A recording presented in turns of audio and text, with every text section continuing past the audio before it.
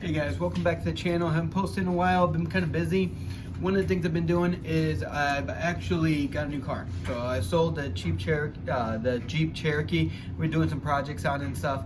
Probably with this, pandemic thing, I think I've been inside the house a lot, watching a lot of Hoobie's Garage and different stuff on YouTube, and I think it kind of got to my head, and I went out and bought the cheapest Jeep Wrangler JK I could find in the country at the time I bought it. So I bought it like about a month and a half ago. Just haven't really posted a video. I've been kind of busy and sick and a few other things. So pretty much got this Jeep for $8,000, which at the time I was looking for it was the cheapest Jeep I could find. It was listed for on what's it called, an offer up for $10,000, and being kind of broke, well, not broke, but not having $10,000 to spend cash, I was just kind of sending offers. I was originally looking for like a 4th gen 4Runner, maybe a Tacoma with a lot of miles or something, and I didn't think I could actually afford a Jeep, but I found this. It was $10,000 posted on offer up, and I told, it was on a dealer, and I told him, like, look, I pretty much got $8,000 if you're willing to do that. It was like a couple days before on New Year's, and I guess they really wanted to sell as many cars as possible before New Year's. They were like, you know what, come and get it. And then when I showed up, I thought I was gonna be finding a whole basket case with issues and stuff, and I was kind of open to that, right? I was kind of expecting that to some extent, but what I found was actually kind of surprising. Let me show you what it looks like. All right, guys, so here it is. This is our $8,000 Jeep Wrangler. Just washed it. Had it for a little bit. Haven't really put it on the channel because I've been sick and busy with work and stuff. But yeah, for 8,000 bucks, this thing to me seems like a steal. Let me show you around. All right, guys. So pretty much, on the outside, it doesn't have any real body damage. Nothing really rusty. It's a little bit of I don't even know if it's rust or just, yeah, it's rust down there. And then on the door, there's like a little nick of it, but that's about it. It's just more like a nick than rust, really. The tires are okay, runs pretty good, and everything's pretty good. You might be wondering, why was this thing only $8,000? Because, $8,000 for a Jeep in 2021 is pretty good. And the reason is, it has 237,000 miles. I've actually put probably another 1,000 miles on it since I got it, but overall, it seems like whoever drove it drove the hell out of it. Specifically, this is where your foot goes when you're driving, when you're pushing the pedals and stuff. And yeah, he wore through the floor mat, he wore through the carpet. But when you drive a car 230-some thousand miles, I guess you do that. But other than, oh, and we got our Maddie. But everything else, it seemed like mainly there was a driver in here. The seat's not even beat up, so it wasn't even like a bigger person driving it. They must have had a cover on here, because you can even tell the different finish around here. So you want to go really fast? Okay, we'll go really fast in a minute. But you can even tell the finish is a little bit different from where this, I'm guessing, a cover was, and where the steering wheel. So the steering wheel's leather wrapped, nice. Power windows, which are kind of, nice thing. Hard top, which might be coming off soon. So if you're in the market for a hard top, hit me up in the comments. Maddie. That's pretty much it. All right, so we got some plans for this. I'll talk about that in a second. All right, guys, so here I am a few days later. I'm driving the Jeep. I've had it for about a month now. This thing's been flawless so far. Knock on wood, but there's no wood in here.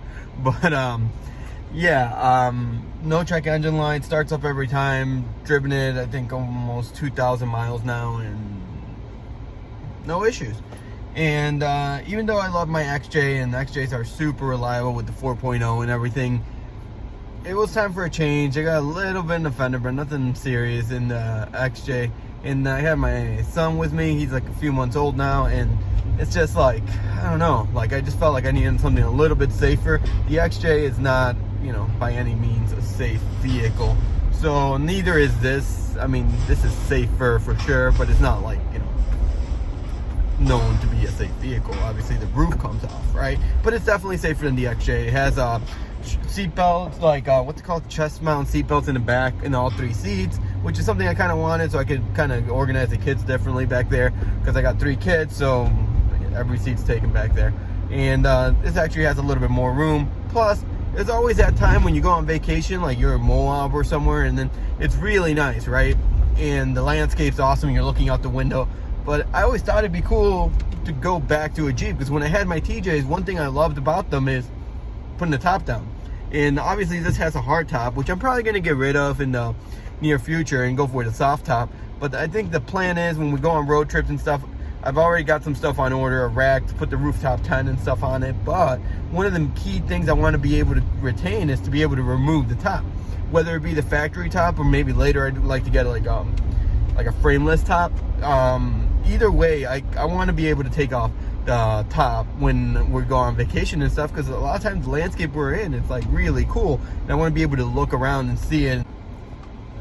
So yeah, like I was saying, it'd be cool to put the top down. Second thing, cost. I mean, don't get me wrong, the Cherokee is definitely a cheaper vehicle. I was able to luckily sell mine for a pretty good amount. Got a little fender bender, needed a fender flare, put that on, fix that, and then I was actually able to, between the insurance, settlement for the small fender bender, and what's it called, and selling it, I was able to actually probably get similar to what I paid for this, minus the hardtop. If I'm able to sell the hardtop, I probably could do almost an even trade, which is amazing. And two, the Cherokee did already have a lift, right?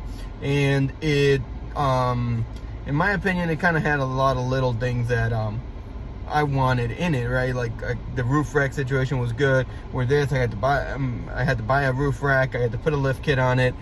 The Cherokee was gonna need tires soon. This needs tires soon. I mean, not right now. It's fine right now, but it's gonna need tires eventually. Plus, whenever I get tires, it's probably gonna go a little bit bigger. But anyway, that's kind of my reasoning behind why getting rid of the XJ. I did like the XJ. I still like XJs, and if I had room and money, I would just keep everything, right? But I guess that's why I'm a hoarder. But I don't know.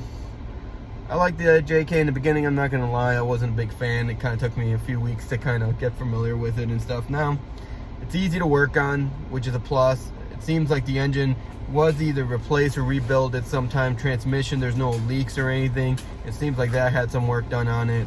It's not very rusty, which is a good thing.